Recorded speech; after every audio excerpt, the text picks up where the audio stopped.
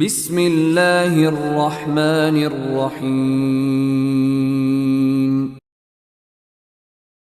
الله من شرور أنفسنا ومن سيئات أعمالنا من يهده الله فلا مضل له ومن يضلله فلا هادي له وأشهد أن لا إله إلا الله وحده لا شريك له وأشهد أن محمدا عبده ورسوله يا أيها الذين آمنوا اتقوا الله حق تقاته ولا تموتن إلا وأنتم مسلمون يا أيها الناس اتقوا ربكم الذي خلقكم من نفس واحدة وخلق منها زوجها وبث منهما رجالا كثيرا ونساء واتقوا الله الذي تساءلون به والأرحام إن الله كان عليكم رقيبا يا أيها الذين آمنوا اتقوا الله وقولوا قولا سديدا يصلح لكم أعمالكم ويغفر لكم ذنوبكم ومن يطع الله ورسوله فقد فاز فوزا عظيما أما بعد فإن خير الحديث كتاب الله وخير الهدي هدي محمد صلى الله عليه وسلم وشر الأمور محدثاتها وكل محدثة بدعة وكل بدعة ضلالة وكل ضلالة في النار. محترم بھائیوں اور معزز خواتین، بقرعید سے پہلے ہماری جو کلاس چل رہی تھی طلاق کے مسائل کو لے کر کے، تو بات ہماری یہاں تک پہنچی تھی کہ اگر کسی کو طلاق دینے پر مجبور کیا گیا تو کیا وہ طلاق واقع ہوتی ہے یا نہیں ہوتی ہے. یہ مسئلہ ہم نے آپ کے سامنے ذکر کر دیا تھا کہ ایسی طلاق نہیں ہوتی ہے، لیکن مجبور کرنے سے کیا مراد ہے وہ بھی آپ کے سامنے واضح کر دیا تھا کہ جیسے آدمی کے جان جانے کا خطرہ ہے، اس کی گردن پہ تلوار رکھ دیا، اس کے سر پر جو ہے بندوق جو ہے، یا آج کے زمانے میں جو بھی قتل کرنے کے آلات ہیں، جو ہے آپ سمجھتے ہیں، جو ہے جو بھی اس طرح کی آج کے زمانے میں چیزیں پائی جاتی ہیں، اور بالکل مجبور کر دیا کہ طلاق دو ورنہ ہم تم کو مار دیں گے، تمہارے کو جان سے ختم کر دیں گے، یا اس طرح کی کوئی بھی شکل ہوتی ہے تو یہ مجبوری ہوتی ہے. مجبوری سے مراد یہاں کھانے پینے کی مجبوری، یا یہ کہ اب اس کے ساتھ رہنے کا کوئی بھی وہ نہیں لگتا ہے، آدمی بالکل مجبور ہو گیا ہے اور اس کی وجہ سے طلاق دے دیا، تو وہ مجبوری نہیں ہے. یہاں پر جب بھی یہ لفظ استعمال کیا جاتا ہے، یہاں اکراہ کا لفظ استعمال کیا جاتا ہے اس میں عربی میں، اور اس شخص کو مکرہ کہا جاتا ہے. تو اس پہ جو ہے طلاق کے تعلق سے بات پچھلے درس میں آپ کے سامنے آئی. ایسے ہی اگر کوئی آدمی شراب کے نشے میں دھت ہے اور اس نے اپنی بیوی کو اسی نشے کی حالت میں طلاق دے دیا ہے تو اس کی طلاق واقع ہوتی ہے یا نہیں ہوتی ہے، اس کے بارے میں بھی بات میں نے آپ کے سامنے ذکر کی تھی. عام طریقے سے فقہا میں سے بعض لوگوں کی، یا ائمہ کہہ لیجئے، ان میں سے بعض لوگوں کی رائے یہ ہے کہ یہ طلاق واقع نہیں ہوتی ہے، یعنی طلاق واقع ہو جاتی ہے. سکران جسے عربی میں کہا جاتا ہے، نشے کی حالت میں اگر آدمی ہے اور طلاق دیا تو بھی طلاق واقع ہو جائے گی، کیونکہ پہلے اس نے ایک حرام کام کیا ہے، اور دوسرا جو ہے حرام کام کرنے کے ساتھ اس نے ایک اور بھی جو ہے کہ ایک اور غلطی کیا کہ طلاق بھی دے دیا. تو اس کو کوئی اس میں شریعت کی طرف سے آسانی نہیں ملے گی. کیوں نہیں آسانی ملے گی؟ اس لیے کہ وہ آدمی اپنے آپ جو شریعت نے منع کیا تھا جس چیز سے، اس کا اس نے ارتکاب کیا ہے. اسی وجہ سے یہ بات ہوتی ہے کہ اس کی طلاق کے بہت سے فقہا قائل رہے ہیں. امام بخاری رحمۃ اللہ علیہ نے اپنی صحیح بخاری میں بعض صحابہ اور جو ہے تابعین کے تعلق سے باتیں ذکر کی. وہ باتیں میں نے آپ کے سامنے پچھلے درس میں پیش کی تھیں، اور وہ چیزیں جو ہے پڑھی بھی گئی تھیں درس کے اندر. تو اس میں یہی تھا، خلاصہ یہی تھا کہ یہ طلاق واقع نہیں ہوتی۔ ظاہر سی بات ہے کہ یہاں نشے سے مراد صرف شراب پینا نہیں ہے۔ ایک بات اور بھی نوٹ کر لیجئے گا، عربی میں جو لفظ استعمال کیا جاتا ہے اس کے لیے وہ سکران کا لفظ ہوتا ہے، یعنی نشے کی حالت، وہ حالت جس میں انسان کو اپنا ہوش نہیں رہتا ہے، وہ کیا کہہ رہا ہے اس کو کچھ بھی پتہ نہیں ہے، وہ اپنے ہوش میں نہیں رہتا ہے کہا جاتا ہے، تو وہ نشہ جو، یہ نہیں کہ آدمی شراب پیا ہے، لیکن بہت سے لوگ جو شراب پینے کی عادت ان کو ہوتی ہے، تو اس کا کچھ حساب رہتا ہے کہ اتنا پیئیں گے تو ان کا ہوش ابھی باقی رہتا ہے، ان کو کوئی پریشانی نہیں ہوتی ہے، اور جو کچھ بھی وہ باتیں وغیرہ کرتے ہیں پورے ہوش میں کرتے ہیں، تو ان کا مسئلہ نہیں ہے، یہ یاد رکھ لیجئے گا۔ یہ مسئلہ اصل میں انہی کا ہے جن کو شراب پینے کے بعد ہوش نہیں رہتا ہے، ان کو یہ پتہ ہی نہیں رہتا ہے کہ میں کیا کہہ رہا ہوں۔ اسی لیے امام بخاری رحمۃ اللہ علیہ نے ایک حدیث ذکر کی ہے اس سلسلے کی، جو حمزہ رضی اللہ تعالی عنہ کے تعلق سے ہے۔ وہ شرابی کی شراب پینے کے بعد نشے کی حالت میں جو کیفیت ہوتی ہے، اور یہ بتانے کے لیے کہ پھر اسے کچھ ہوش نہیں رہتا ہے کہ وہ کیا بول رہا ہے، کیا کہہ رہا ہے، کیا کر رہا ہے، اسے کچھ بھی ہوش نہیں رہتا ہے، اس حد تک شراب اس کی عقل پر غالب آ جاتی ہے۔ تو ویسے ہی جو ہے نشہ والے آدمی، سکران جسے عربی میں کہتے ہیں، کہ جو شراب میں مست ہے، تو اس کے طلاق کا اعتبار نہیں ہے، کیونکہ وہ اپنے ہوش میں نہیں ہوتا ہے۔ تو یہ سب چیزیں ذہن میں رہنی چاہیے، صرف ہم مطلق طور پر کوئی بات نہیں کہتے اس سلسلے میں، اور تفصیل بھی ذہن میں رہنی چاہیے کہ ہر آدمی جس نے شراب پی لیا تو اب وہ شراب پینے کے بعد طلاق دیا ہے تو طلاق ہوگی ہی نہیں، ایسا نہیں ہے۔ یہ وہ طلاق وہ جو ہے شرابی جس کو شراب پینے کے بعد ہوش نہیں رہا اور اس نے طلاق دیا ہے، تو اس کی میں ابھی کہہ رہا تھا کہ حمزہ رضی اللہ تعالی عنہ کے ایک واقعے کو پیش کیا ہے امام بخاری رحمۃ اللہ علیہ نے۔ وہ واقعہ میں آپ کے سامنے پیش کر دوں تو شاید آپ کو سمجھنے میں اور آسانی ہوگی۔ وہ واقعہ یہ تھا کہ یہ شراب کی حرمت سے پہلے کا واقعہ، یعنی ابھی شراب حرام نہیں کی گئی تھی، تو صحابہ میں سے بہت سے لوگ پیتے تھے، تو حمزہ رضی اللہ تعالیٰ عنہ بھی پیتے تھے، اور جب شراب پیتے تھے تو وہ اس میں اور بھی چیزیں ساتھ میں ہو جایا کرتی تھی۔ آپ کو بتاؤں کہ جو ہے شراب پینے والے جو ہے شراب کے ساتھ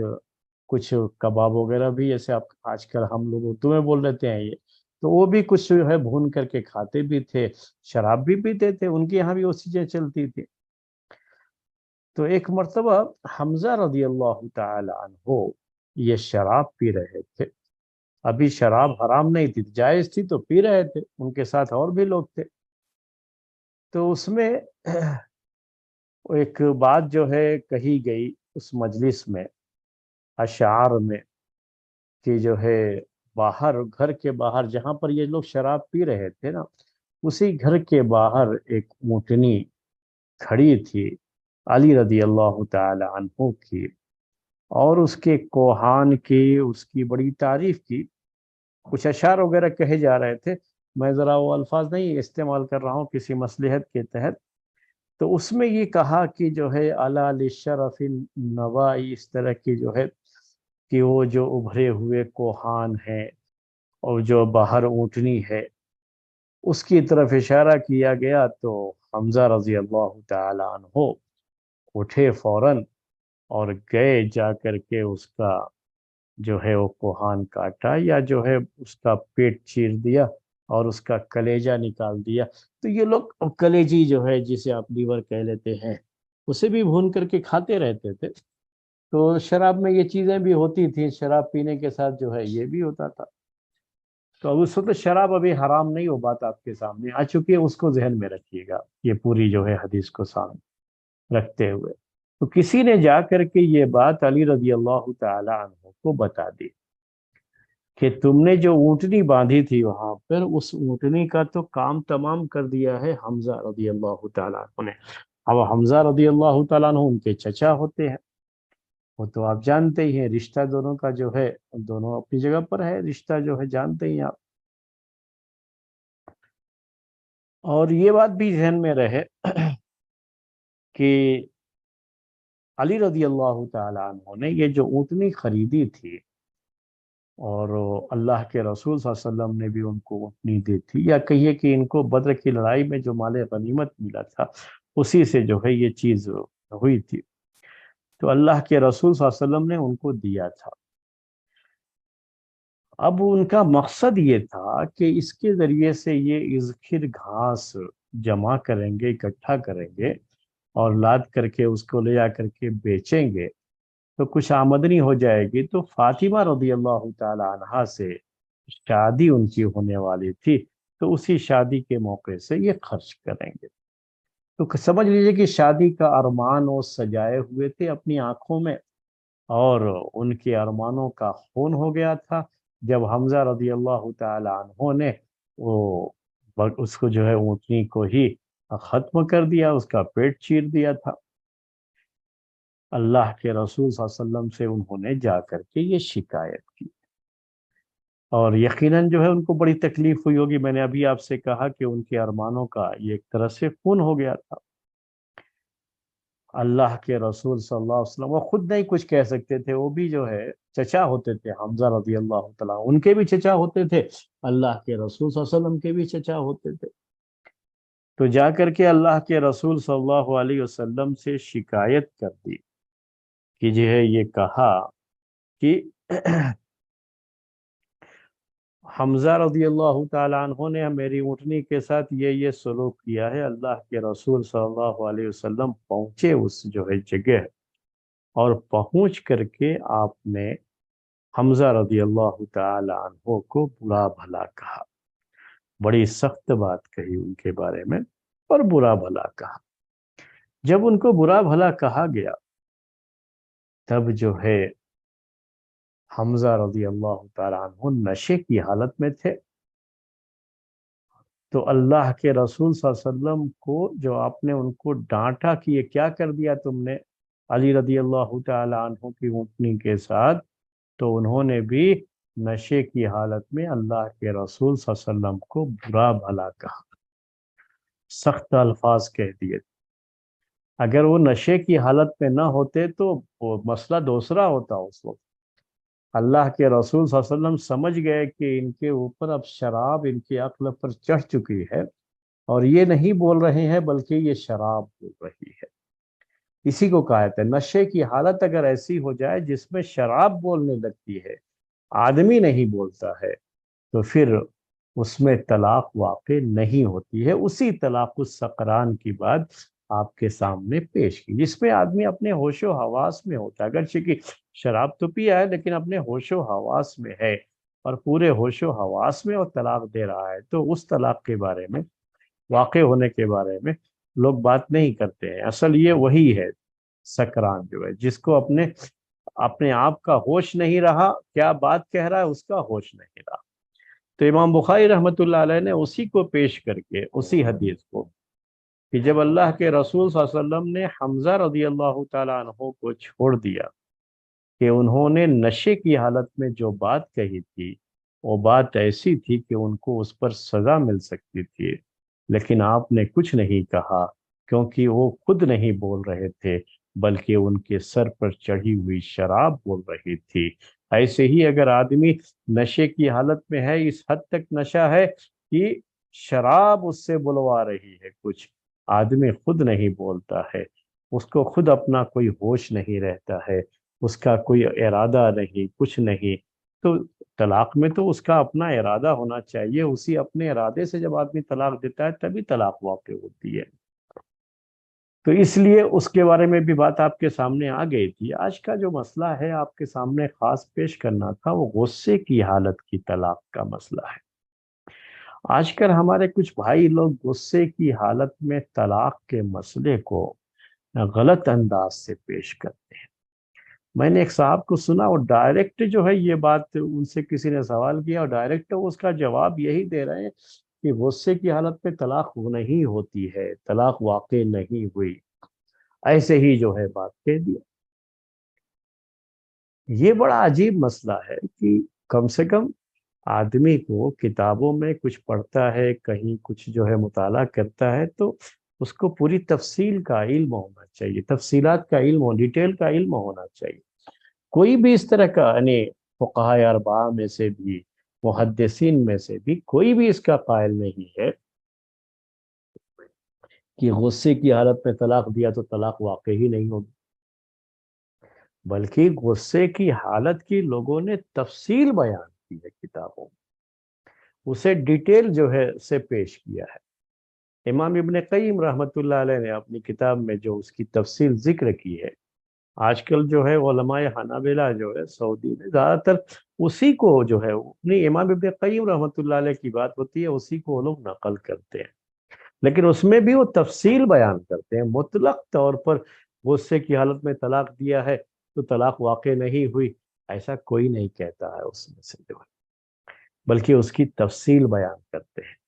کہ کب اس میں طلاق ہوگی، کب طلاق نہیں واقع ہوگی۔ تو یہ سب تفصیلات کا علم ہونا چاہیے فتوے دینے سے پہلے۔ میں نے اس سے پہلے یہ بات تو ذکر کر دی تھی آپ سے کہ ظاہر سی بات ہے کہ کوئی شخص طلاق جو ہے خوشی خوشی اپنی بیوی سے بڑا خوش ہے تو طلاق دے گا، ایسا تو ہوتا نہیں۔ عملاً یہ چیز غصے کی حالت پہ ہی ہوتی ہے، طلاق آدمی غصے کی حالت میں ہی دیتا ہے اور غصے میں ہی طلاق جو ہے دی جاتی ہے، ہوتا یہی ہے عام طریقے سے۔ اور یہ کہہ دیں کہ جو ہے طلاق ہی واقع نہیں ہوتی غصے کی حالت میں، تو گویا کہ ہم نے طلاق کے پورے مسئلے کو ہی ختم کر دیا، کوئی مسئلہ ہی نہیں رہا طلاق کا، کیونکہ آدمی خوشی خوشی تو طلاق دیتا نہیں۔ جب بھی ہوتا ہے مسئلہ کچھ نہ کچھ جو ہے غصہ آتا ہے، غصے کی حالت میں آدمی طلاق دے دیتا ہے، بیوی کو رکھنا نہیں چاہتا ہے، کوئی مسئلہ ہے، تب بھی جو ہے جب کسی معاملے میں غصہ آتا ہے نا تبھی اس کو طلاق دیتا ہے۔ ہاں اب ہم لوگوں کی آپس میں نہیں بن رہی ہے تو ٹھیک ہے، ہم الگ الگ ہو جاتے ہیں اور بڑے سلجھے ہوئے انداز میں ٹھیک ہے، آئندہ جو ہے جب تمہارا حیض ختم ہوگا بیوی سے کہے تو اس وقت جو ہے جب توہر کی حالت میں ہوگی تو میں تم کو ایک طلاق دے دوں گا، تو آپس میں طے کر لیا سب، یہ بہت کم ہوتا ہے۔ اور ایسا بھی ہوتا ہے، ایسا نہیں، میں نہیں کہہ رہا ہوں کہ ایسا نہیں ہو سکتا، نہیں ایسا بھی ہوتا ہے، لیکن یہ بہت کم ہوتا ہے۔ زیادہ جو طلاق کی شکل ہوتی ہے وہ یہ ہوتی ہے کہ آدمی کو غصہ آتا ہے، بیوی جو ہے غصہ دلاتی ہے کسی معاملے پر، جب آدمی دیکھتا ہے کہ اب چیز برداشت سے باہر ہو رہی ہے تو اس غصے کی حالت میں بیوی کو طلاق دیتا ہے، طلاق پکارتا ہے اس وقت، اور طلاق کے ارادے سے ہی پکارتا ہے، کیونکہ اس میں اور کوئی ارادہ ہو ہی نہیں سکتا نا، وہ تو غصے کی حالت میں طلاق کا ہی نہیں ارادہ کرے گا، اور کوئی ارادہ کرے گا کہ نہیں میں نے طلاق تو کہا لیکن میرا یہ ارادہ نہیں تھا، بھائی تو ارادہ نہیں تھا تو طلاق کہے گا کیوں آدمی، طلاق دے گا کیوں اس وقت؟ تو یہ ہے ایک حدیث آتی ہے لا طلاق فی اغلاق، اس حدیث پر اگرچہ کی کلام بھی ہے اور لیکن جو ہے یہ صحیحین کی حدیث تو نہیں ہے یہ، لا طلاق فی اغلاق سنن کی روایت ہے یہ، اور یعنی اور دوسرے جو ہے محدثین نے بھی اس کو روایت کیا ہے، سنن میں بھی ساری کتابوں میں نہیں ہے۔ تو یہ حدیث لا طلاق فی اغلاق، اغلاق کا معنی یہاں کیا ہے؟ تو اغلاق کا معنی بعض جو ہے اہل علم نے اکراہ کا لیا ہے، ایک معنی اس کا اکراہ کا، اکراہ ابھی میں نے بتایا آپ کو، اکراہ کا مطلب کیا ہے؟ مجبور کیا گیا شوہر کو طلاق دینے کے لیے۔ تو اس حدیث کو وہ علماء جو ہے علماء کی ایک جماعت، محدثین کی ایک جماعت،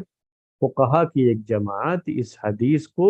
کس پر محمول کرتی ہے؟ وہ جو طلاق مکرہ والی بات آئی تھی آپ کے سامنے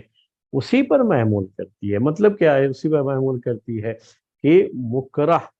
جس کو مجبور کیا گیا، مجبوری والی بات میں نے بتایا آپ کو کہ یہ کہا کہ طلاق دو ورنہ ہم تم کو قتل کر دیں گے، تمہاری ماں کو قتل کر دیں گے، فلاں کو قتل کر دیں گے، بچے کو قتل کر دیں گے، کوئی بھی اس طرح کی چیز آدمی کو مجبور کر کے طلاق کا لفظ اس کے منہ سے بلوایا گیا، تو یہ آدمی اپنے اختیار سے طلاق نہیں دیتا ہے، تو اس کا شریعت میں کوئی اعتبار نہیں ہے۔ وہ بات پچھلے جو درس میں آئی تھی وہی معنی اغلاق کا لفظ جو حدیث میں آیا ہے، لا طلاق فی اغلاق، کہ اغلاق کی حالت میں کوئی طلاق نہیں، تو اغلاق کا معنی کیا لیا ہے؟ اکراہ کا لیا ہے۔ یہ جو ہے ایک جماعت محدثین کی، فقہا کی ایک جماعت اس بات کی قائل رہی ہے۔ ایک دوسرا معنی اس کا یہ ہے کہ اغلاق کا معنی غضب کا لیا گیا، غصے کی حالت، تو یہ عام غصے کی حالت نہیں ہو سکتی۔ اغلاق جو ہے نا یہاں پر عام غصے کی حالت میں اس کا اطلاق نہیں ہو سکتا، کیونکہ اغلاق کے اندر جو معنی ہے وہ آپ میں سے جو بھی تھوڑی عربی جانتے ہیں، سیکھے ہیں، ان کو پتا ہوگا کہ اغلقہ کے معنی بند کرنے کے ہوتے ہیں، یعنی عقل کا دروازہ تالا جو ہے نا عقل کو لگا دیا گیا، آدمی اپنی عقل سے نہیں بات کر رہا ہے، ایسی کیفیت ہے اس کی جس کو اپنا ہوش نہیں رہا، تو یہ سب اس میں آئے گا، چاہے وہ مجنون ہو، دیوانہ ہو، وہ ہوشی کی حالت میں ہو، سونے کی حالت میں ہو، نیند کی حالت میں ہو، یا جو ہے ابھی جو ہم نے اب نشے کی حالت کی بات کر رہا تھا میں، جس میں انسان کو اپنا ہوش نہیں رہتا ہے، وہ سارے حالات اس کے اندر آئیں گے لا طلاق فی اغلاق، اس معنی کے لحاظ سے کہ یہ ایک اغلقہ کے اندر وہی میننگ، یعنی ایسا غصہ۔ اب اس کو غصہ بھی غضب کا معنی بھی لیں گے تو کون سا غضب ہے یہ؟ عام غصہ نہیں ہو سکتا یہ ایک ایسا غصے کی ایسی کیفیت کہ جس میں انسان کو اپنے آپ کا ہوش نہیں رہا، اس کو احساس ہی نہیں رہا کہ میں کیا کہہ رہا ہوں۔ آپ بعض لوگ غصے میں بھی اپنے آپ سے باہر ہو جاتے ہیں، بالکل ان کو اپنے آپ کا ہوش نہیں رہتا ہے۔ یہ ہر ایک آدمی کے ساتھ نہیں ہوتا، بعض لوگوں کے ساتھ غصہ ایسا ہوتا ہے بعض لوگوں کا۔ تو ایسی جو ہے غصے کی حالت اس حدیث میں اغلاق کے معنی میں غضب کا معنی جو لیا گیا وہ اسی طرح کا غصہ ہے، کیونکہ تبھی اغلاق کا معنی سمجھ میں آتا ہے اس میں۔ تو یہ غصے کی ایک کیفیت ہے، اس کا ذکر ہے یہ، اس لیے مطلق طور پر غصے میں طلاق دیا تو طلاق جو ہے واقع نہیں ہوئی، فوراً فتویٰ دے دیا، تو ہمارے بعض بھائیوں کی طرف سے اس طرح کی چیزیں ہو رہی ہیں آج کل۔ یہ مسئلہ اچھی طرح سمجھنے کا، اس لیے میں نے آج اس کے لیے مستقل درس رکھا تھا اس مسئلے کو لے کر کے۔ تو اس طرح کے فتووں کی طرف مت جائیے۔ ابھی کیا ہو گیا ہے، لوگوں نے کیا بنا لیا ہے اس کو، ایک طلاق دے دیا، اب اس کے بعد جو ہے غصے میں ہی طلاق دیا، تو اس کے بعد کیا ہے، کوشش یہ کرتے ہیں کہ بعد میں کہ طلاق نہیں واقع ہو، اور جو ہے کوئی نہ کوئی شکل نکال دی جائے، کسی سے فتویٰ پوچھتے ہیں، اور فتویٰ پوچھنے والے ایسے سوال کرتے ہیں، اس انداز سے سوال کرتے ہیں کہ سامنے والا ان کو جیسا وہ کہتے ہیں اسی کے لحاظ سے فتویٰ دے۔ لیکن مفتی کو تو یہ سمجھنا چاہیے ان چیزوں کو، لوگوں کے سوالوں کے جھانسے میں نہیں آنا چاہیے۔ ایسا میں نے بہت سے لوگوں کو پایا ہے، اسی لیے یہ بات کہہ رہا ہوں کہ جب یہ رہتا ہے مقصد کی جو طلاق کسی طرح سے نہ واقع ہوئی ہو اور ہم مل کر کے اب رہیں، پھر تو اسی انداز سے سوال کرتے ہیں کہ سامنے والا کہہ دے کہ نہیں طلاق نہیں واقع۔ تو یہ مسئلہ ہے، مفتیوں کو یہ سمجھنا چاہیے اس مسئلے کو اچھی طرح سے، اور بہت جلد بازی سے کام نہیں لینا چاہیے۔ حلال اور حرام کا مسئلہ ہوتا ہے اس میں، اگر وہ طلاق واقع ہو گئی ہے عورت کو اور اس نے خواہ غلط فتوے دے کر کے، اور دونوں پھر شوہر اور بیوی کی حیثیت سے رہنے لگیں گے، تو کیا ہوا، وہ حرام کی زندگی ہوگی نا پوری۔ بہت نازک مسئلہ ہے، بڑا حساس مسئلہ ہے یہ، اور اس میں پوری تحقیق کے بغیر کوئی بات کہنی ہی نہیں چاہیے۔ اگر کوئی آدمی دور سے فتویٰ طلب کر رہا ہے اور کہتا ہے کہ نہیں میرا غصہ ایسا ہے، اور غصے میں مجھے بالکل یاد نہیں رہتا کہ میں کیا بول رہا ہوں، کیا کہہ رہا ہوں، تو ہم فوراً اس کو فتویٰ دے دیں کہ ہاں ہاں ٹھیک ہے پھر آپ کی طلاق نہیں واقع، نہیں نہیں، اس کا واقعی غصہ ایسا ہے کیا؟ یہ ہماری ذمہ داری ہوتی ہے کہ ہم معلوم کریں اس کو کہ واقعی ہے کیا غصہ یہ، یا صرف کہہ رہا ہے۔ تو یہ چیزیں ہیں سمجھنے کی، سمجھنا چاہیے۔ تو ایسے موقع پر فوراً فون پر یہ کہنا چاہیے اسے، کہیں انٹرنیٹ سے فتوے نکالنے کے بجائے، بلکہ جو وہاں پر لوگ ہیں ان کے درمیان یہ بات آنی چاہیے، اور وہاں جو لوکل طور پر کوئی ایسا سمجھدار آدمی ہونا چاہیے جو اس سے بات کرے اور اس کو غصہ دلائے، ہاں تک کہ اندازہ لگے کہ ہاں واقعی غصے کی حالت میں جب یہ بات اپنے ہوش میں رہتا ہے یا نہیں، اپنے ہوش میں بات کرتا ہے یا نہیں کرتا ہے، وہ پتہ لگ جائے گا، وہ پتہ لگ جاتا ہے، کوئی ایسا بڑا بڑا بڑا مسئلہ نہیں ہے یہ۔ لیکن مطلق طور پر یہ دور بیٹھ کر کے فتوے دے دینا، فون پر فتوے دے دینا، یہ غلط ہوتا ہے۔ وہیں پر اس آدمی سے ملنا بڑا ضروری ہے اور پتہ لگانا بہت ضروری ہے اس کے بارے میں۔ ایک مرتبہ میرے ساتھ بھی ایسا ہوا ہے، اس لیے میں یہ بات کہہ رہا ہوں آپ سے، کہ ایک خاتون بات کر رہی تھی اور وہ بھی اپنے کسی رشتہ دار کے تعلق سے، ان کا مسئلہ نہیں تھا، اس کے ایک رشتہ دار کا مسئلہ تھا۔ رشتہ دار نے طلاق دے دیا، اب پورے طریقے سے عدت وغیرہ بھی گزر چکی تھی، اب دونوں کے ملنے کا کوئی بغیر نکاح وغیرہ کے چانس نہیں تھا اس میں۔ تو میں کہنا یہ چاہ رہا تھا کہ اسی وجہ سے وہ بالکل اس میں تھی، کہ یہ عورت اس میں تھی کہ کسی طرح سے بھی یہ لے کر کے آئے کہ طلاق واقع نہیں ہوئی اور دونوں ساتھ میں رہے۔ تو اس نے جو ہے وہ اپنے کسی رشتہ دار سے بات کی تھی، انہوں نے میرا نمبر دے دیا تھا، تو مجھ سے فون کر کے وہ اتنی باتونی عورت، اور اس انداز سے کہ وہ تو اتنی دوائیاں کھاتا ہے، یہ کھاتا ہے، وہ ہے، ویسا ہے، اس کو بالکل ہوش نہیں رہتا، اس کو کیا پتا طلاق دینے کا، اس کا یعنی اس کی باتیں سن کر کے تو ہم یہی کہہ دے سکتے تھے کہ ہاں وہ طلاق جو ہے نہیں واقع ہوئی، وہ دوائیاں بھی کھا رہا ہے، یہ کر رہا ہے، وہ کر رہا ہے، اس طرح سے باتیں کی گئی۔ لیکن میں نے کہا کہ میں اس آدمی سے ملنا چاہتا ہوں جس نے طلاق دیا ہے، میں اس سے ملنا چاہتا ہوں۔ تو بہرحال وہ میٹنگ جو ہے فکس کی گئی، تو اتفاق سے اس میٹنگ میں جانے کے لیے میں جس جگہ پر گیا، بس سے یا آٹو سے اترا، جو مجھے یاد نہیں ہے صحیح سے وہاں پہ، تو وہی آدمی باقاعدہ جو ہے اپنا ٹو ویلر چلا کر کے آیا اور جو ہے مجھے لے کر کے گیا، گھر میں بیٹھے باتیں ہوئی، وہی آدمی۔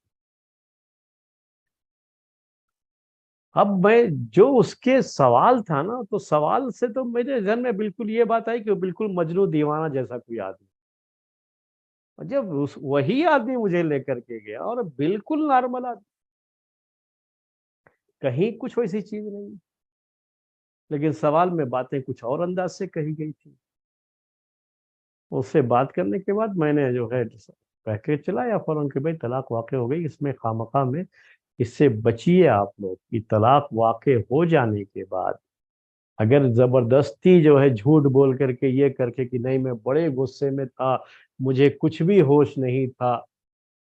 بیوی بھی کہہ رہی ہے، چونکہ وہ بھی چاہ رہے کہ دونوں ساتھ میں اب رہے ہیں، تو بیوی بھی کہہ رہی ہے کہ نہیں نہیں وہ بالکل بہت غصے میں تھے اس وقت،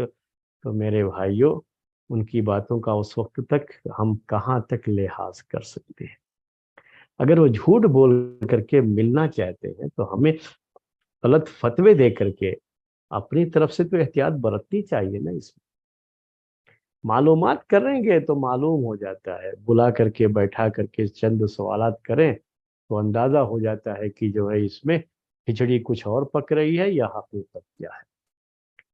تو میری گزارش ہے ان تمام لوگوں سے جو اس مسئلے کو صحیح سے نہیں جانتے، وہ انٹرنیٹ وغیرہ کے فتوے نکال کر کے، یا یہ کہ کسی عالم سے پوچھ لیا جس کے پاس صحیح جانکاری نہیں ہے، ان کا بھی وہ انٹرنیٹ وغیرہ کا ہی مسئلہ ہوتا ہے۔ بہت سارے علماء جو ابھی آپ جن کو علماء کہتے ہیں نا، وہ بھی زیادہ زیادہ جو ہے آپ سوال کریں گے تو کہیں انٹرنیٹ وغیرہ پہ وہ ڈھونڈیں گے فتوے کسی کے، اور وہ آپ کے اوپر لا کر کے کاپی پیسٹ کرنے کا کام ان کا بھی ہوتا ہے، وہ کاپی پیسٹ کر دیں گے، اس کے علاوہ ان کو بھی کوئی خاص علم نہیں ہوتا۔ تو یہ مسائل بڑے حساس ہیں، اس میں ان چیزوں کی طرف نہیں جانا چاہیے۔ یہ پہلی نصیحت تھی، اور میں ان تمام لوگوں کے لیے بھی یہ بات کہہ رہا ہوں جو اس طرح کے فتوے دے دیا کرتے ہیں کہ اس میں احتیاط سے کام لیں۔ یہ حلال کو حرام اور حرام کو حلال کرنے کا مسئلہ ہوتا ہے۔ یہ غلط فتویٰ دے دیں، غلط باتیں سن کر کے جو ہے، اور تحقیق کیے بغیر جلد بازی میں، مفتی کو ان ساری چیزوں کا علم ہونا ہوتا ہے۔ ایسا نہیں ہے کہ بس ہاں انہوں نے ایسا کہا تھا تو میں نے کہہ دیا، انہوں نے جیسا کہا تھا میں نے سن کر کے ویسا کہہ دیا۔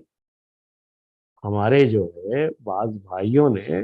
جب مسئلہ آیا تھا آئی ایم او وغیرہ کا، اس موقع پر ان کو کہا گیا تھا حالانکہ کہ جو ہے یہ چیزیں صحیح نہیں ہیں، ان علماء کو بھی کہا گیا تھا، لیکن جب ان سے پوچھا گیا، یہ جو ہے مختلف کمپنیوں کے لوگوں نے پوچھا اور جا کر کے ان کے سامنے پیش کیا کہ ایسا ایسا ہمارا کاروبار ہے اور آپ جو ہے اس کے بارے میں بتائیے، تو وہ بالکل یہ جو ہے شرعی مزاربت ہے اور جائز ہے اور ایسا ویسا فتوے دے دیے، اور اس آدمی کے پاس فتوے موجود تھے، اس کو پتا تھا ساری چیزوں کے بارے میں کہ کیسے ہم کو سوال کرنا ہے، کیا کہنا ہے۔ بعد میں جب ان علماء سے یہ باتیں کہی گئی تو کیا انہوں نے جواب دیا بتاؤں میں آپ کو، کہ جو ہے انہوں نے جو ہم سے کہا تھا ہم نے اس کے لحاظ سے کہہ دیا۔ یہ جواب کافی نہیں ہے کہ ہم سے جیسے کہا تھا۔ ارے بھائی، آپ سے لوگ اسی لیے نہ پوچھ رہے تھے کہ آپ نے تحقیق کیا ہے، اندر جا کر کے دیکھا ہے کہ اس کا صحیح معنی میں کاروبار کیا ہے۔ کوئی بھی آ کر کے ایسے پوچھ لے تو آپ جو ہے اس خاص کمپنی کے بارے میں سوال کر رہے تھے لوگ۔ تو جب تک آپ کو کمپنی کے بارے میں علم نہ ہو جائے کہ ہاں واقعی ان کا کاروبار صحیح ہے، آپ صرف اس کے کہنے پر کیوں چلیں گے؟ وہ تو صاف جھوٹ بولتا تھا، یہ لوگوں کو سب کو پتا تھا۔ یہ جو جانکار لوگ تھے کہ ایسا ہو سکتا ہے یا نہیں ہو سکتا، ان سے آپ معلوم کر لیتے، پھر آپ کو تجارت کا اتنا علم نہیں تھا تو کچھ بھی نہیں، بس جو ہے ایسے موقعوں پر لوگ ایسے ہی فتوی دے دیا کرتے، اور بعد میں یہ کہ جیسا ہم نے سنا ویسا ہم نے جواب دے دیا۔ یہ کافی نہیں ہوگا اللہ تعالیٰ کے یہاں یہ کہہ دینا کہ جیسا سنا ویسے فتویٰ دے دیا، نہیں نہیں۔ مفتی کے اندر یہ چیز بھی ہونی، یعنی یہ چیز بھی جو ہے اسے معلوم ہونا چاہیے کہ ہم اللہ تعالیٰ کی طرف سے ایک طرح سے یہ سگنیچر کر رہے ہیں اس حکم کے اوپر، جو ہم کہیں گے نا یہی اللہ تعالیٰ کا حکم مانا جائے گا۔ اس لیے ہم کو بڑے احتیاط سے کام لینا ہے، اس میں اللہ تعالیٰ کی ہماری پوچھ ہوگی، پوری تفصیلات کا علم ہوئے بغیر ہمیں کوئی بات نہیں کہنا چاہیے۔ تو غصے کی حالت کی طلاق کے بارے میں غصہ کی لوگوں نے تین قسمیں، یہ امام ابن قیم رحمۃ اللہ نے تین قسمیں بیان کی،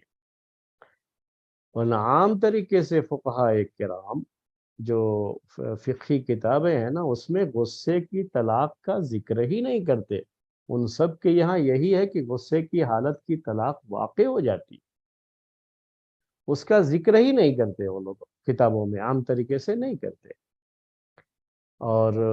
میں اس لیے بتا رہا ہوں کہ یہ تفصیل جو ہے تین حالت اس کی بیان کی ہے امام ابن قیم رحمۃ اللہ علیہ نے۔ غصے کی حالت کی تین جو ہے، غصے کی تین حالتیں، پہلی حالت یہ ہے کہ عام یعنی آدمی غصہ جیسے ہوتا ہے تو غصہ رہتا ہے آدمی کو، لیکن وہ بالکل اپنے ہوش و حواس میں باتیں کرتا ہے، سب کچھ کرتا ہے جو ہے، اور اپنے ارادے سے سب کچھ کرتا ہے، اس کی عقل کا کوئی مسئلہ نہیں ہوتا ہے، بہت نارمل رہتا ہے اپنے غصے کی حالت میں، کچھ بھی جو ہے عام جو حالت ہوتی ہے کوئی زیادہ فرق نہیں رہتا اس میں اور غصے کی حالت میں۔ وہ جتنا آدمی غصہ ہوتا ہے جو غصے کی حالت کسی کی بھی ہوتی ہے تو ویسا ہی غصہ تو رہے گا تھوڑا بہت آدمی کو، تو تھوڑا بہت ڈانٹ ڈپٹ کا مسئلہ ہوتا ہے اس میں، بس اتنا ہی جو ہے غصے کی حالت میں، تو یہ بڑی نارمل حالت ہوتی ہے۔ تو اس حالت میں آدمی جب طلاق دیتا ہے تو وہ طلاق سب کے یہاں واقع ہوتی ہے، اس طلاق کے واقع ہونے میں کوئی اختلاف ہی نہیں ہے اہل علم۔ یہ پہلی حالت غصے کی یاد رکھیے، اس میں کسی کا اختلاف نہیں، وہ بالکل نارمل حالت میں ہوتا ہے آدمی، اس کے جو ہے نہ دماغ پر کوئی اثر ہوتا ہے نہ کسی اور چیز پر کوئی اثر ہوتا ہے۔ بقیہ جو ہے غصے کی حالت میں کسی کو مار دینا، کسی کو جو ہے گالی دے دینا، کچھ جو ہے برا بھلا کہہ دینا، یہ تو ہر کسی کے ساتھ معاملہ ہوتا ہے کہ جب آدمی لڑائی کرتا ہے غصے کی حالت میں ہوتا ہے تو برا بھلا بھی کہتا ہے، لیکن عام جو گالی یا عام جو ہے جو برا بھلا کہنا ہوتا ہے وہی چیز ہوتی ہے اس سے۔ ایسا نہیں کہ جو ہے غصے کی حالت میں آدمی نے اپنے باپ کو ہی گالی دے دیا، تو یہ جو ہے عام حالت میں نہیں ہوتا ہے کبھی بھی، دوسروں کے ساتھ تو ہو سکتا ہے لیکن عام حالت میں یہ چیز اپنے والد کے ساتھ نہیں ہو سکتی، گویا کہ آدمی کو اپنے غصے کی وہ جو ہے نارمل حالت نہیں ہو سکتی جب آدمی اپنے باپ کے ساتھ، اگر اس کی عادت ہی رہی ہے باپ کے ساتھ ایسے بات کرنے کی، ماں کے ساتھ بات کرنے کی، ڈانٹنے کی، تو پھر وہ نارمل چیز لیکن وہ کبھی بھی بڑے احترام کرتا ہے اپنے باپ کا، ہمیشہ جو ہے حکم مانتا ہے، کبھی اپنے باپ کے سامنے اونچی آواز میں بات نہیں کیا ہو، اور وہ غصہ، شدید غصے کی حالت میں باپ کو جو ہے گالی تک دے دیا ہو، تو یہ اس کی نارمل حالت نہیں کہی جائے گی۔ تو میں بتا رہا تھا آپ کو کہ پہلی حالت یہ ہے غصے کی، غضب عربی میں کہتے ہیں کہ آدمی جو ہے بالکل نارمل رہتا ہے اس میں، اور نارمل انداز میں بس غصہ ہے، جیسے غصہ جو ہے ہر کوئی جانتا ہے اس چیز کو، غصہ کو غصہ ہے، لیکن اس کے جو کام ہیں، اس کی جو حرکتیں ہیں، جو چیزیں ہیں، وہ بہت نارمل ہی انداز میں رہتی ہیں۔ تو ایسا آدمی غصے کی حالت میں طلاق دیا، طلاق واقع ہوتی ہے، اس میں کسی کا اختلاف نہیں، اور زیادہ تر طلاق اسی شکل کی ہوتی ہے، جو غصے کی حالت کی طلاق کہلاتی ہے نا، وہ اسی حالت کی ہوتی ہے۔ وہ خواہ جو ہے وہ اپنی بات کو منوانے کے، نہیں مجھے ہوش نہیں تھا تو ایسا نہیں تھا، نہیں میں بہت غصے میں تھا، تو وہ سب جو ہے وہ صرف اپنی بات منوانے کے لیے لوگ اس طرح کی باتیں کرتے ہیں۔ دوسری حالت غصے کی وہ یہ ہے کہ آدمی کا غصہ، یہ ہر ایک کے ساتھ نہیں ہوتا، کچھ لوگوں کے ساتھ ہوتا ہے۔ جیسے نیند کی بات ہے، ایک حدیث میں نیند کی بات ایک صحابی کہتے ہیں اللہ کے رسول صلی اللہ علیہ وسلم سے، یہ حدیث بھی کبھی کبھی لوگ عام لوگوں کے درمیان پیش کر دیتے ہیں، حالانکہ نہیں پیش کی جاتی یہ حدیث، کیونکہ لوگ غلط معنی لے کر کے پھر غلط طریقے سے اس کو غلط جگہوں پر پیش کر دیتے۔ تو ایک صحابی کو نیند کا بڑا مسئلہ تھا، یہ عام صحابہ کو نہیں تھا، ہوتا ہے بعض لوگوں کا مسئلہ ہوتا ہے کہ وہ اٹھ ہی نہیں پاتے تھے فجر کی نماز میں۔ تو اللہ کے رسول صلی اللہ علیہ وسلم نے ان سے کہا کہ جب آپ کی نیند کھلے تو اٹھ کر کے آپ نماز فجر کی پڑھ لیا۔ بعض علماء نے اس کو لوگوں کے سامنے پیش کیا، اور بہت سے نیک بچے ہم جانتے ہیں جن کو، وہ بھی جو ہے فجر کی نماز کو نہیں اٹھتے، بڑے تقوی والے ہیں لیکن فجر کی نماز کو نہیں اٹھتے، اور جب اٹھتے ہیں تو اٹھ کر کے پڑھ لیتے، تو غلط چیز ہے، غلط بات ہے یہ، وہ حدیث ہی نہیں پیش کرنی تھی۔ یہ ہر آدمی کا مسئلہ نہیں ہوتا ہے، یہ کسی کسی کا مسئلہ ہوتا ہے کہ ان کی نیند ایسی ہوتی ہے۔ اتنے سارے صحابہ میں ایک صحابی کا یہ مسئلہ بس۔ اب اس کو کہیں بھی لے کر کے آپ فٹ نہیں کریں گے نا، اس کو کہیں بھی لے جا کر کے آپ پیسٹ نہیں کر دیں گے کہ ہر ایک کے ساتھ جو ہے ہر کوئی سوچے کہ ہاں میری نیند تو ایسی ہے، میں اٹھ ہی نہیں سکتا، میں اٹھ ہی نہیں پاتا ہوں۔ ارے بھائی آپ 12 بجے سو گے، 1 بجے سو گے تو کیسے اٹھو گے آپ؟ وہ وجہ کچھ اور ہو سکتی ہے، یہ نہیں کہ ہاں ان کی نیند ایسی۔ ہاں کسی کی واقعی ہے، ہم کو محسوس ہوا اس کے ساتھ رہنے سے کہ اس کو کتنا بھی جگایا گیا لیکن یہ جاگ نہیں پاتا ہے، پانی بھی ڈال دو تب بھی سو جاتا ہے، آگ کے انگارے پر جو ڈال دو تب بھی سویا ہی رہے گا۔ جیسے بعض لوگوں کے بارے میں یہ ہے، بہت پرانے زمانے میں یہ چیزیں بڑی مشہور تھی کہ جن کو نیند آتی ہے، بعض لوگوں کو نیند ایسی بھی ہوتی ہے کہ وہ ان کے سامنے لڑائی کے میدان میں بھی وہ سو جایا کرتے تھے۔ تو ایسی بھی ہو سکتا ہے، وہ بعض لوگوں کے ساتھ یہ معاملہ ہوتا ہے، تو بعض لوگوں کا غصہ ایسا ہوتا ہے یار یہ کہ جس میں وہ غصے میں ان کو اپنے حواس اور اپنے ہوش کا کچھ بھی، انہیں کچھ بھی شعور ہی نہیں رہتا کہ وہ کیا کہہ رہے ہیں، کیا کر رہے ہیں۔ ایسا ہوتا ہے بعض لوگ سب کو، ایسے غصے والے آدمی نے اگر اس کیفیت میں، اتنے غصے کی حالت میں کہ جس کے بارے میں یقین ہے کہ وہ اس کو کوئی ہوش ہی نہیں تھا اس وقت جب طلاق دیا ہے، تو وہ طلاق واقع نہیں ہوتی ہے۔ جیسے پہلے ابھی میں نے ذکر کیا آپ کے سامنے کہ نشے والے آدمی کو، جس کو ہوش نہیں، مجنوں کو، دیوانے کو، بے ہوش آدمی کو جس کو اپنا ہوش ہی نہیں ہے، اگر اس کی زبان سے طلاق کا لفظ نکلتا ہے تو طلاق واقع نہیں ہوتی ہے۔ یہ بات ہے اپنی جگہ پر، تو اس حالت میں بھی طلاق واقع نہیں ہوتی ہے، اس میں بھی پھر کسی کا اختلاف نہیں، جب اس کا ہوش ہی نہیں ہے اسے۔ تو یہ اصل میں طلاق جب دل سے وہ بات نکلتی ہے نا، ارادے کے ساتھ، تبھی جو ہے وہ طلاق واقع ہوتی ہے، ورنہ طلاق واقع نہیں ہوتی ہے۔ تو یہ دوسری کیفیت، دوسری حالت بیان کی امام ابن قیم رحمۃ اللہ علیہ نے۔ تیسری حالت یہ ہے کہ وہ دونوں کے بیچ کی حالت، دونوں کے بیچ کی حالت ہے۔ دونوں کے بیچ کی حالت کا مطلب کیا ہوا کہ بالکل جو ہے ایسا بھی نہیں ہے کہ وہ بالکل اپنے ہوش میں ہی نہیں تھا، بالکل مجنون اور دیوانہ جیسا ہوتا ہے آدمی، یا نشے والا آدمی کیا بول رہا ہے، اول فول کیا بک رہا ہے، کچھ بھی اسے ہوش نہیں تھا، وہ کیفیت بھی نہیں تھی جس کے بارے میں ابھی بتایا میں نے کہ طلاق واقع نہیں ہوتی اس کیفیت میں، ہے اس پر بھی اتفاق ہے۔ اور پہلے والی بھی کیفیت نہیں تھی، عام نارمل انداز میں ہی آدمی جو ہے بس غصے میں تھا، لیکن غصے میں بھی اس کی اپنے پورے ہوش و حواس میں، اور اپنے پورے جو ہے آدمی کچھ بھی کرتا ہے کہتا ہے اپنے ارادے کے ساتھ کرتا ہے، کچھ بھی مسئلہ نہیں ہوتا اس، تو اس میں طلاق جو ہے واقع ہو جاتی ہے، وہ میں نے آپ کو بتایا، لیکن اس میں بیچ کا ہے معاملہ، یعنی غصے کی حالت میں بھی تھا، بالکل نارمل بھی نہیں تھا، اور اتنا بھی غصہ نہیں تھا کہ اس کو مجنون اور دیوانہ قرار دیا جائے، کہ اسے اپنے آپ کا ہوش نہیں تھا، یہ بھی نہیں کہا جا سکتا، تو اس کی طلاق واقع ہوئی یا نہیں ہوئی۔ امام ابن قیم اس میں اسی میں اختلاف ہے، تو امام ابن قیم رحمۃ اللہ علیہ نے اس کو جو ہے ان کا جو اوپینین ہے اس سلسلے میں وہ یہ ہے کہ یہ طلاق واقع نہیں ہوتی ہے، اس کی بھی طلاق واقع نہیں ہوتی ہے، اور دوسرے فقہا کی رائے یہ ہے کہ طلاق یہ واقع ہوتی ہے،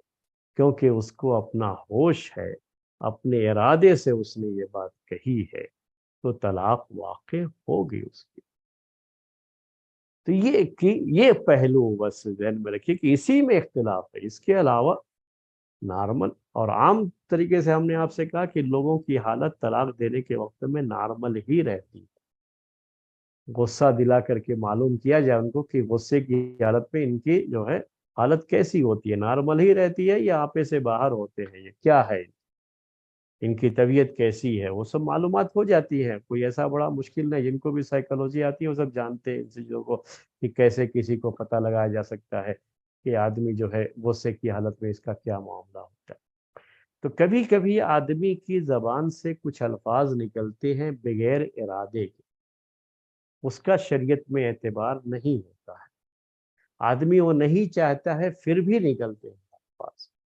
تو یہ غصے کی وہ کیفیت جو ہے اس کے بارے میں آپ کہیں گے کہ طلاق واقع نہیں ہوئی، لیکن یہ جو بیچ کا معاملہ ہے اس میں بھی یہ پتہ لگانا کہ یہ واقعی بیچ کا معاملہ ہے، یہ بھی آسان نہیں ہے، تو فتویٰ دینے والوں کو احتیاط برتنا چاہیے،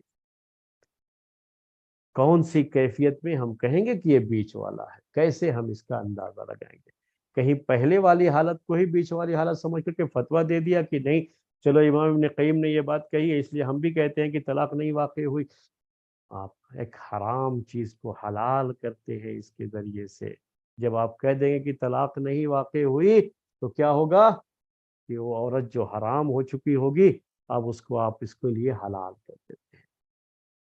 آپ کہیں یہ بات بھی نہ کہنے لگ جائیے گا کہ جو ہے تو مسئلہ پھر یہ تین طلاق کا بھی وہی ہوگا، کہ تین طلاق والے مسئلے میں بھی اب جنہوں نے بھی کیا تین طلاق واقع ہو گئی تو وہ حرام ہو گئی نا اس کے لیے، پھر آپ کیوں کہتے ہو کہ تین طلاق نہیں ایک ہی طلاق ہوئی اور جو ہے اس لیے ابھی اس سے رجوع کر سکتا ہے، وہ جو ہے علماء اہل حدیث کا یہی مذہب ہے اور یہی ان کا جو ہے کہنا ہے، تو ہو سکتا ہے کہ آپ یہاں پر وہ ذہن میں آپ کی بات آ رہی ہو تو میں تھوڑا کلیئر کرنا چاہ رہا ہوں کہ اس کو بھی یہاں ذہن میں مت لائیے گا، وہاں چونکہ ایک صریح حدیث ہمارے پاس ہے، بالکل صحیح حدیث ہے کہ تین طلاقیں اللہ کے رسول صلی اللہ علیہ وسلم کے زمانے میں اگر کوئی ایسے دیتا بھی تھا تو وہ ایک طلاق ہی مانی جاتی تھی، تو یہ ہمارے پاس کلیئر طور پر جو ہے اس سلسلے میں ایک حدیث موجود ہے، ہم اس کی روشنی میں بات کرتے ہیں، یہاں معاملہ وہ نہیں ہے، یہاں معاملہ کیا ہے اس مسئلے میں کہ یہ غصے کی حالت کیا ہے، تو غصے کی حالت ہم کچھ اور سمجھتے ہیں اور حقیقت میں کچھ اور ہے، تو غصے کی حالت کو بہت اچھی طرح سے اسٹڈی کرنا، صرف سامنے والے کی بات کو سن کر کے فتوے دے دینا وہ غلط ہوتا ہے، وہ تو کہے گا ہی، آج کل ہم نے اکثر دیکھا ہے کہ لوگ اپنی مرضی کے مطابق فتویٰ طلب کرنے کے لیے اس طرح کی تفصیلات بیان کرتے ہیں، ہاں نہیں ایسا ہے اور ایسا ہے اور ایسا تھا اور ایسا تھا۔ تو جو لوگ اس بات کے قائل ہیں کہ اس کی طلاق واقع نہیں ہوگی، انہوں نے یہ بات بھی، یہ کنڈیشن بھی رکھی ہے کہ صرف اس کے کہنے کا اعتبار نہیں ہو کہ نہیں مجھے ہوش نہیں تھا، یہ نہیں، کوئی شخص ہو جو اس کی گواہی بھی دے کہ ہاں واقعی اس کو جو اس وقت ہوش نہیں تھا، اس کا کہہ دینا کافی نہیں ہے۔ یا یہ کہ پتہ چل جائے کہ یہ آدمی غصے کی حالت میں اس کو اپنا ہوش نہیں رہتا ہے، یہ کچھ بھی کرتا ہے غصے کی حالت، ایسا ہوتا ہے بعض لوگوں کا غصہ جو،